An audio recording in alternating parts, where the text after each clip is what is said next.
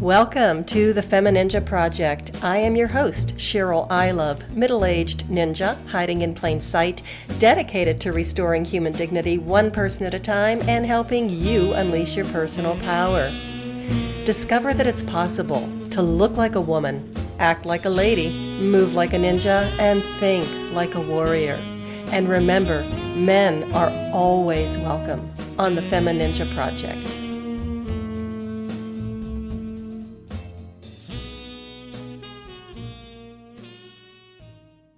Hello and welcome back to another episode of the Femininja Project. And thank you so much for tuning in. I have an amazing guest today. I think she is probably the most courageous woman I have ever met, and she has quite a story to share. Her name is Amy Nordhues. She is a writer, author, speaker, and a married mother of three. Amy is also a survivor of both sexual abuse as a child and as an adult at the hands of a mental health professional. And yes, it does happen.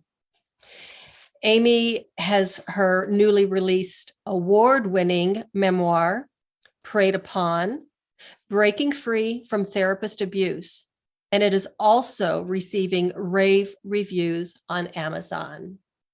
Amy, thank you so much for being here and welcome to the show. Thank you. I'm so glad to be here.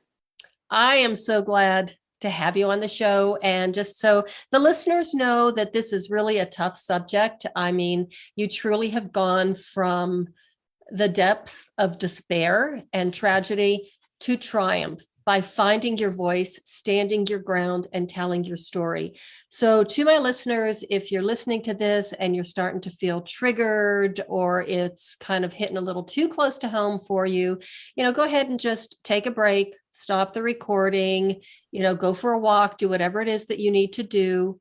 If you want to come back to it, fine. If it takes you a while to get back to it, that's fine too. So just be aware that it's a tough subject, but the woman who is sitting here with me today is truly amazing. She is a warrior and she is an angel.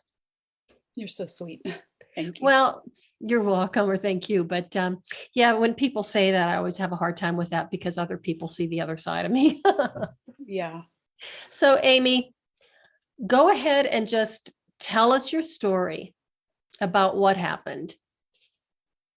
In 2013, I was dealing with some pretty heavy depression. I had kind of had a lingering depression most of my life from childhood sexual abuse that repeated throughout my life many times. And then my sister passed away in 2010, and that really kind of put me into a dark place. Yeah. I'm so sorry. I didn't know that. Yeah, thank you. Yeah, she was my baby sister, and it really threw me into a dark place, in a place where I was really angry with God. And then in 2012, sorry, I'm skipping around there on years, but That's okay. I started to celebrate recovery at this new church. And I kind of started to wrestle with my issues, my anger towards God, my past, abuse issues, my anger, and my depression.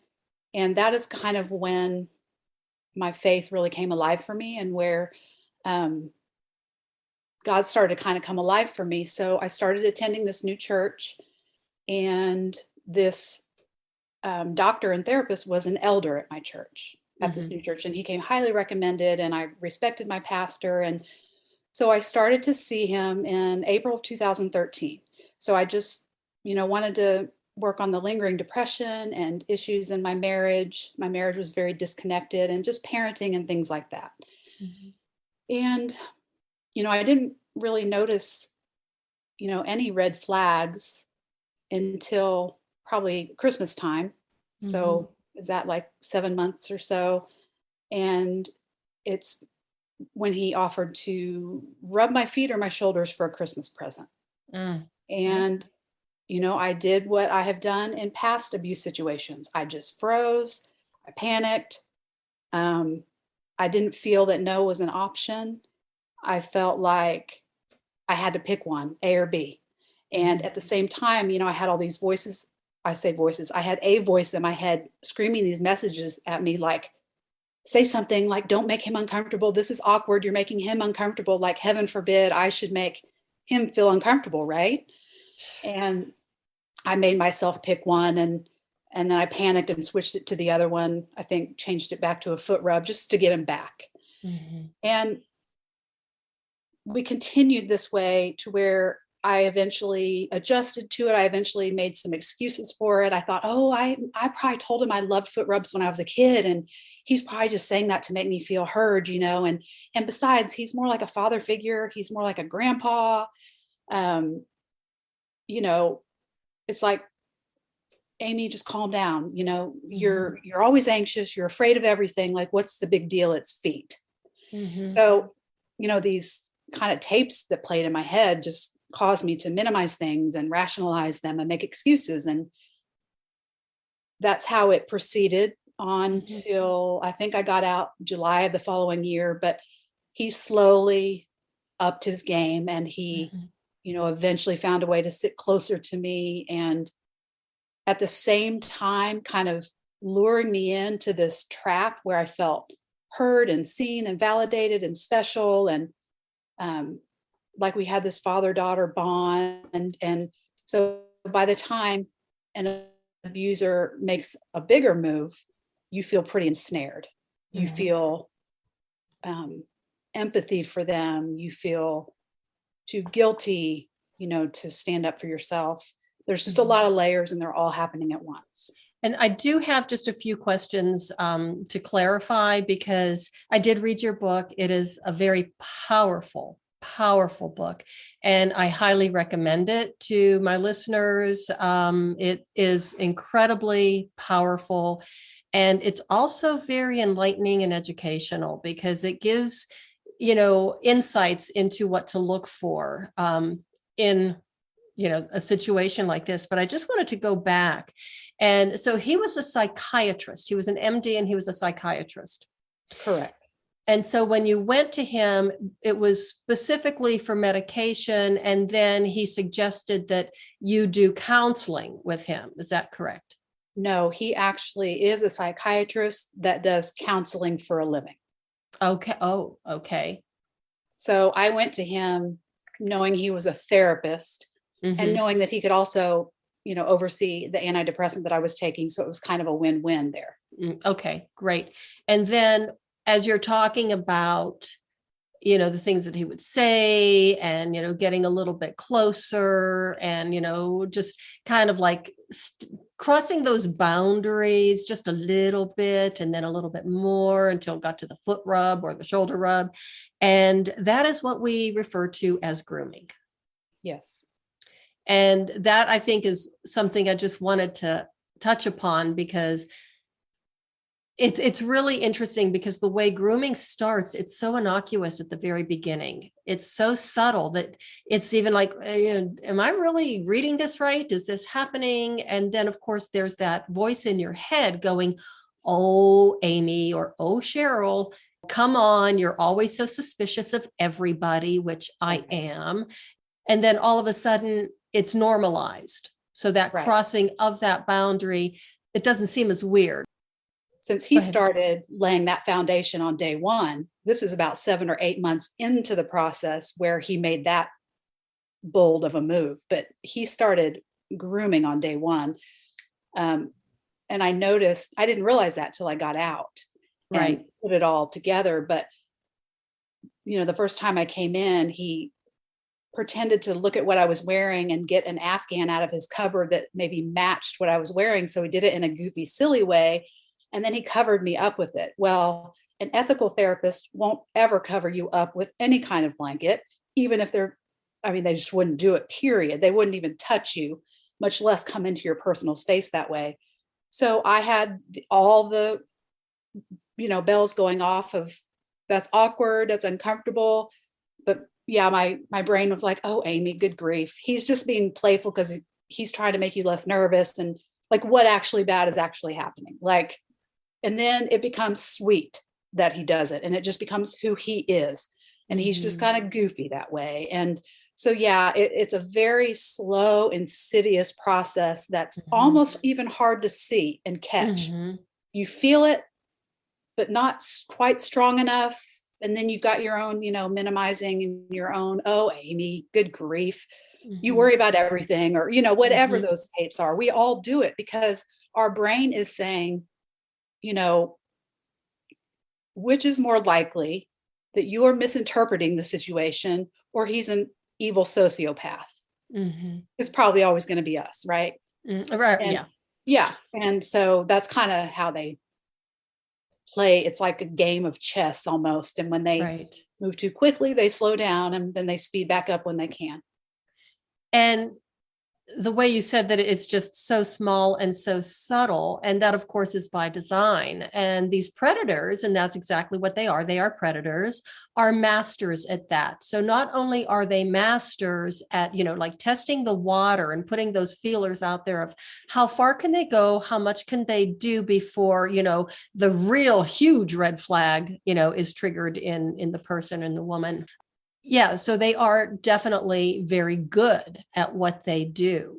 Yes. Because they've had a lot of practice. Yes. And there's never just one victim. No. I was told by an attorney there's usually hundreds. Yeah. I mean, especially after he'd been in practice for that long. And I know there's other victims. So you don't know the other victims, but you know that there are a lot of them. And they're in your hometown, and you live in a small town. Yeah, one came forward after me. She was attending the same church, and so we were able to compare notes. And then I learned of other people, like you said, it's a small town and people talk, and it was in the newspaper, and so then people start talking about it. But I only got to personally meet one, and I got to speak to the widower of a different one. Oh, was your name in the paper? No. Oh, thank goodness. Okay. All right. I just wondered about that. So they did protect your identity. Yeah. Although, I didn't even go to the paper. So you can imagine my surprise as a victim, seeing this story on the front page of the paper and not knowing who went to the paper. So I knew there was somebody else that was angry. And it was months later it was quite a while later that this other person came forward and we were able to talk. And she told me that she went to the paper.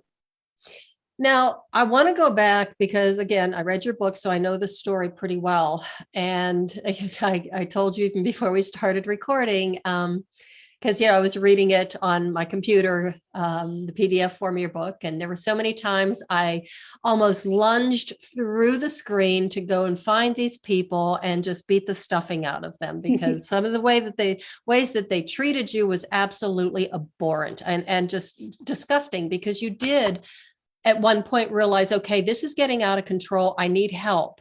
And you did seek help. You went to your mentor and said, something's a little goofy.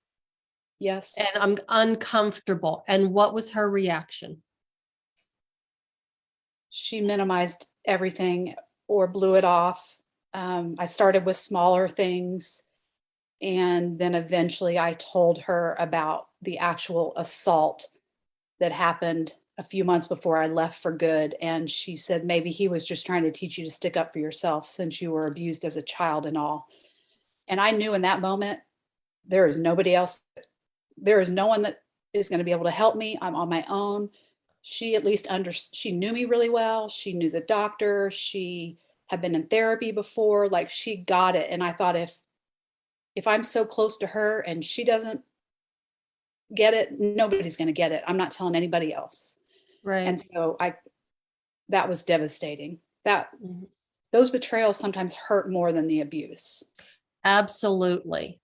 Absolutely. It just exacerbates the anxiety, the self-doubt, the self-loathing. And you just stuff it down as deeply as you can and just try and go on with your life. And as we know, that never works out so well. And you had 3 children. Yeah. And they were probably pretty young at the time that this was going on. Yeah. My middle child was in 6th grade. So probably 8th grade, 6th grade, and 3rd grade. So it's almost like you were leading a double life, but not intentionally, because you really needed the help. You needed the support. You needed the mental health care. But yet the person who was supposed to be providing that care was actually abusing you and your trust in the most egregious ways possible. Yes. So who do you turn to? Your mentor is telling you, oh, go away. He's a very well-respected member of our community and our Sadly, church. yeah. Sadly, it kept me in the abuse longer. I didn't think there was anybody else that I could tell. So who did I go to for support but my abuser? Ugh. Um, and, when I did finally break the tie and I was able to not go back, I had to turn back to my mentor, and her husband was the pastor. And I told her everything, and he walked in the room, and I told him the entire story that I had just relayed to her. And luckily he took it serious and, asked what did I need. And at that point, I just needed someone to sit with me for my 3-hour long sessions so that I wouldn't cave, because I knew he'd cry or he'd guilt me. He'd somehow weasel his way back in. And so that's what happened. The next day they sat with me for 3 hours. Mhm. And I could feel after that the tie was broken, and I knew I'd never go back. So I just want to reiterate this, because when my listeners read their book or read your book, and I know that a lot of them will, basically, when you first started seeing this person, when you first started seeing him, you were seeing him for 1 hour a week, 1 day a week. Right. And then he decided to increase it to 2 days a week, or did he decide to increase it to 2 hours? It increased to 2 hours. That was unbeknownst to me. Again, it was months into therapy. So it was shocking, but it wasn't, startling. I don't know. That doesn't really make sense. It was something that I could, I guess, explain away, that maybe I needed more time now.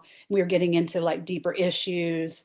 And I kind of felt grateful that he was willing to give me the extra hour. But yes, it came as a surprise to me. I never asked for more time. And then farther down the road, they morphed into 3 hours. And at the very end, when I was talking to him about how I might take a job the following fall at my kid's school, he said, "Oh, I don't think you should do that, because I promised you that I could start seeing you twice a week. And if you take the job, we wouldn't be able to make that happen." So yeah, it was a slow. So at the very end, it was 3 hours. Yes. How can you sit there for 3 hours? I mean, it's just, You know, it's sad that I was in a place that I felt such a void, that it felt good to be heard and seen and valued and understood. And it felt good to feel special. And of course, all those were just hooks he was using. But, it's a little bit embarrassing to me to admit, that felt good to me after I got used to it. Like, oh, I get longer time, he I'm likes me more special. than I'm special. He likes me more than his regular clients. And, it was more of then it kind of felt like more of like a mentor relationship than a therapeutic doctor's office. Yeah. So when you told your mentor and your pastor the whole story, and they sat with you during you decided you weren't going back for your next appointment, which was a 3-hour long appointment, of course, and you didn't think that you would be able to not go back because you knew he was going to be texting and calling and where are you? And that's exactly what happened. And he turned into, he was the victim. Yes, he just sounded so sad and broken that I would leave and not go back. He had told me it would kill him if I ever left.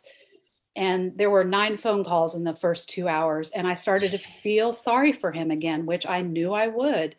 I almost felt like I just needed to call him, It was really bizarre how he could be hurting me, and yet I'm feeling sorry for him at the same time. It was really confusing.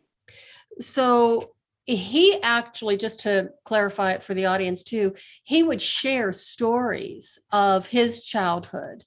Yes. And especially it always happened, he would tell you these stories when you were kind of questioning where we were going with therapy. and a lot of the techniques he was doing, or a lot of the topics that he brought up, and some of the different personalities he even diagnosed, and I am using air quotes here, diagnosed you as multiple personalities, and you're going, really? I don't think so. No one's ever mentioned that before. Yeah. And he started to go in directions that were really bizarre. But then when you would question it, all of a sudden he would turn things around, and he was this hurting, sad, broken little boy, and somebody had to take care of him, and his childhood was so terrible. I mean, I would love to have the opportunity someday to take a baseball bat to that man's head. I agree. And he knew I was empathetic. That's Sure. a trait that they look for in victims. And yeah, that he could really play on my empathy with that, especially me being a mom. And, he would kind of play to that. But yeah, you're right. He would lure me back in, when he sensed I was getting uneasy or suspicious. And then I would melt, that, this poor broken man, he's trying to help me, and look what he's been through. And I feel so special that he's sharing personal things with me. He probably doesn't do that with other clients. Oh yeah, I'm sure he didn't. And you didn't want to feel like a great big mean person because you weren't being sympathetic to his needs. Right. Yeah. Oh God, this guy's a piece of work. Okay. So anyhow, you got through not going. That's when you knew that the tie was broken. And now you have to move on with your life. What about, your husband, because you said even one of the reasons why you went to therapy that, you weren't feeling very connected, or your relationship wasn't. How in the world did he respond when you told him the story? It was brutal. Mm-hmm. I had my pastor sit down with the both of us so that I could tell him. And I'm just a really honest person. So I told him everything. And at that time, I still felt a lot of guilt and shame. And I didn't even know what had just happened, but I knew he deserved to know. And so originally he reacted as if I had an affair. Oh. And it was so painful. And I knew that was going to happen. And I didn't see any other way around it. I didn't even know. That's why I didn't even know if I could survive telling. I didn't know if I could survive telling, because I was already in such a broken place of feeling so utterly betrayed. Then I had to risk losing everything that was most important to me in life. And that was my marriage and my family. And so we had to ride, a roller coaster of emotions. I had to give him time to process. I was still suffering myself. It's really rough. And I talk about it a little bit in the book, but in time, he realizes that, one, that wasn't my character at all. Right. And two, he knew that I had a really strong void for a father figure, and he could see how I'd be played in that way. And, he essentially, came around to believing me, wholeheartedly. And then the two of us, it was devastating, but it did bring us closer together in a way that we never had been. And it was a wake-up call for us as to how are we this disconnected? Yeah. And so it kind of was the beginning for us of coming closer together. And then he was a huge supporter. And then we did everything together. When the medical board came here to interview me, he took the day off work, and it became our fight instead of just mine. That had to have felt pretty reassuring to have somebody standing beside you, and willing to fight and stand up for you. It was hugely healing. And it was like realizing that I had everything that I needed all along, and just didn't realize it because we were just on our own kind of broken cycle of interacting. And yeah, it was pretty awesome when I realized, I have somebody that makes me feel special. I have somebody that makes me feel seen and heard. I've had it all along. So yeah, it was awesome. On that note of feeling, loved unconditionally, you are a devout Christian. Yes. And your faith is one of the things that you believe got you through this. Yes. So would you like to elaborate upon that a little bit more? Yeah, even when I was going through the situation, God was, trying to rescue me. He was, doing everything in his power. Originally I kept seeing the word adultery, but I was like, but God, I'm not committing adultery. I don't, but God knew what was coming. And he also knew that I would want to do the right thing because that's who I am. And so when I got out, well, and one of the last conversations with God I had before I went and told my pastor and his wife everything was I was just kind of crying out to God, like, I feel guilty. Like, I feel like, is it okay if I turn him in? Like, I feel like I'm turning on him now. And I felt like God said to me, Amy, he is not your problem to fix. And that is kind of what freed me up of, oh yeah, his brokenness is not my problem. And then once I got out and I take a pre-planned trip to Canada with a friend, God shows up for me in a really powerful way and just loves on me and gives me what I needed, the kind of the fuel that I needed to go home and face what I was going to have to face.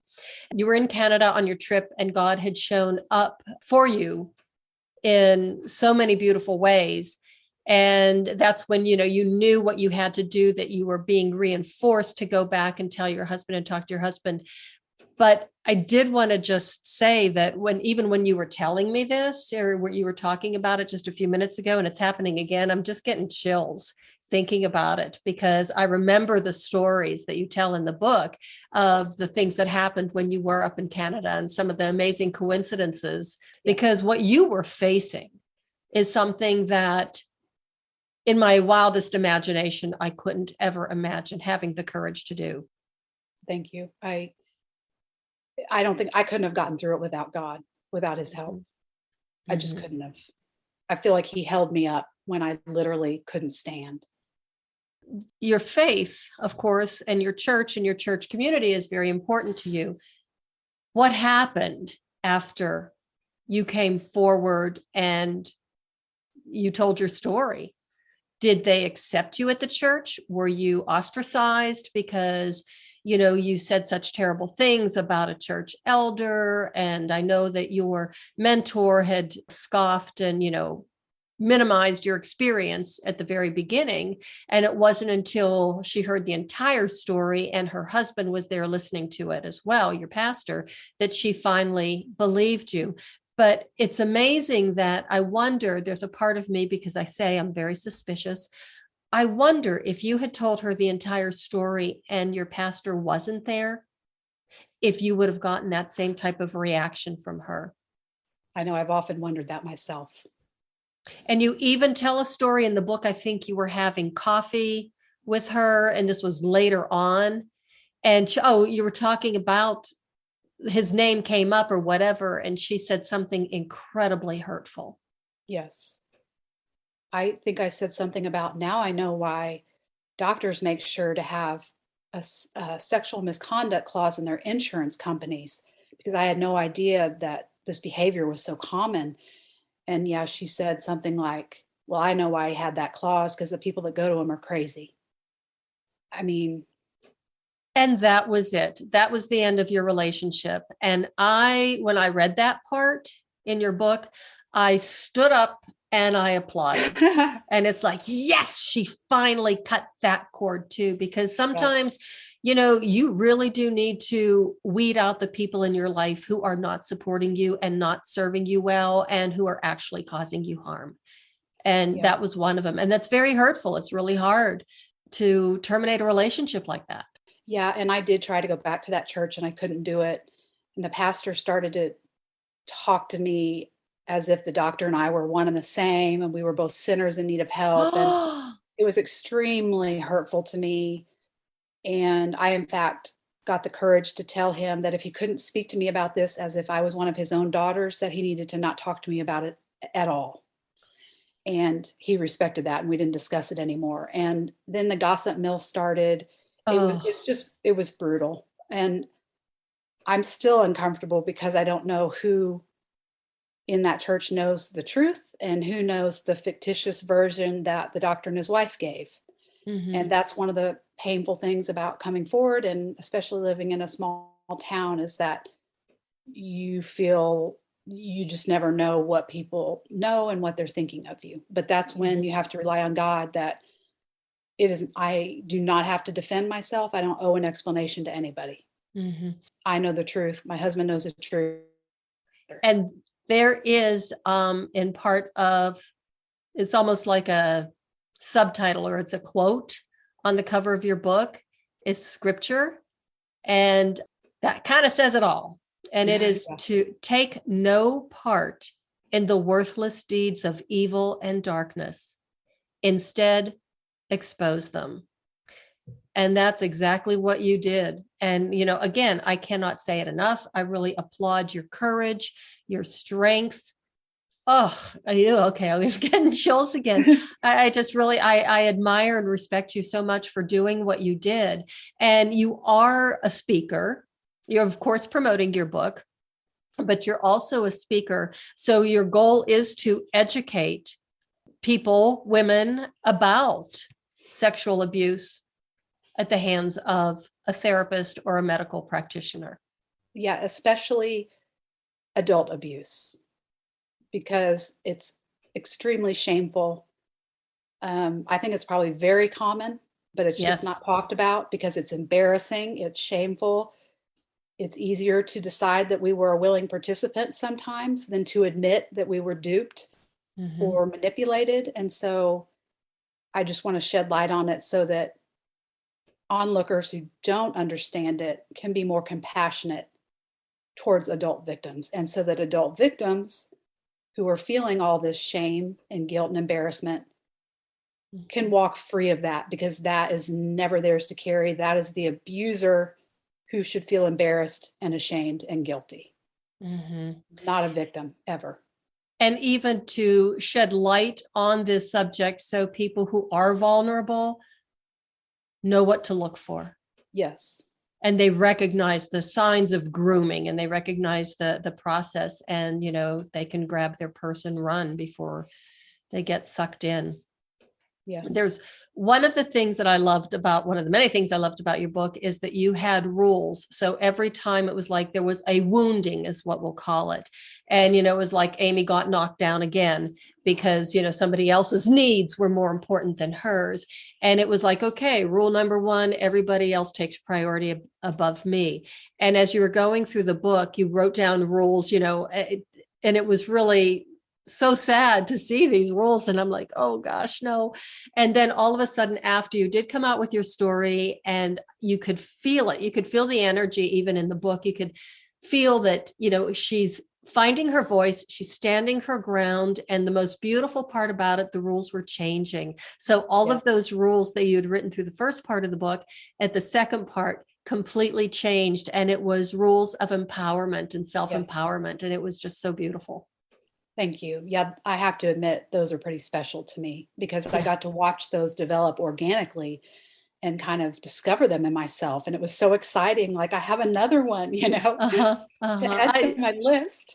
It's just, it's like a Christmas gift. Every time we came up with another rule, it's like, yes, another one changed. It's just beautiful. It's flipping the script. So I think for anybody who's listening who has been traumatized, you can change the narrative and you can flip that script. It's not easy, but it can be done.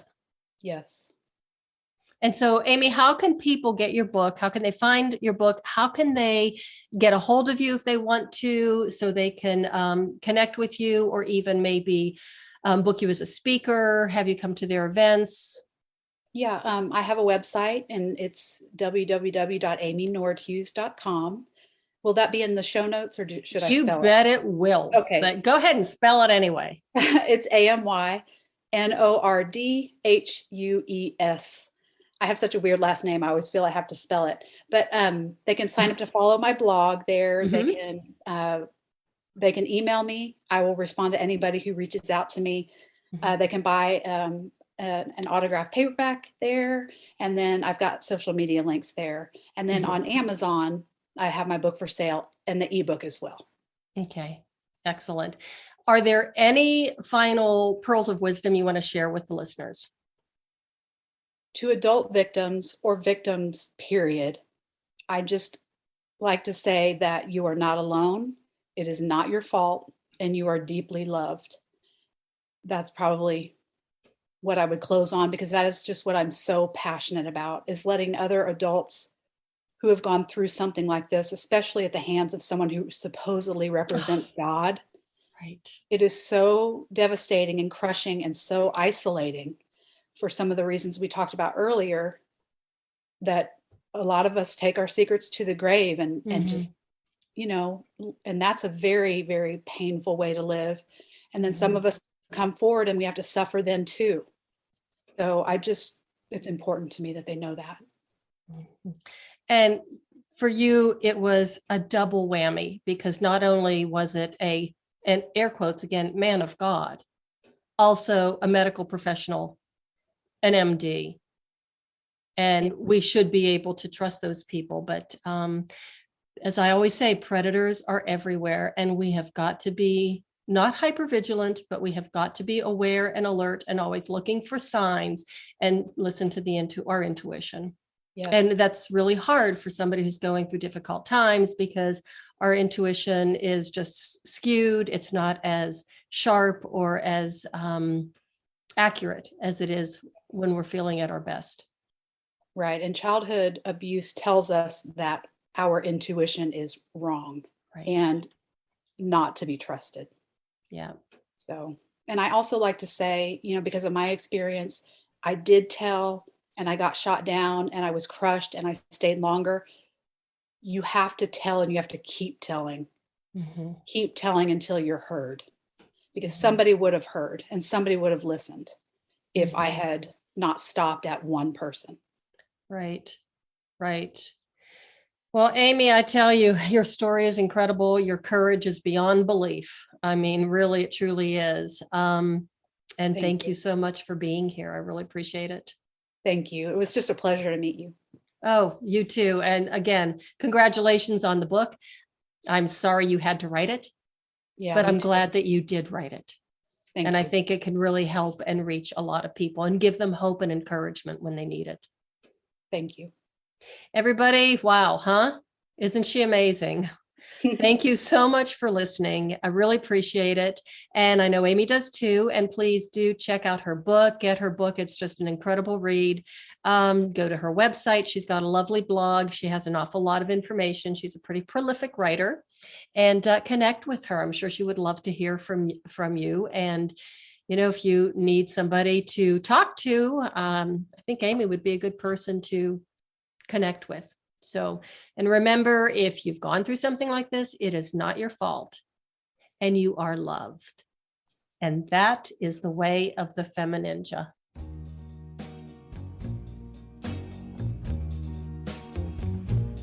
And that's a wrap on another episode of the Femininja Project. Thank you so much for listening. And remember, be safe, be strong, and until next time, bye now.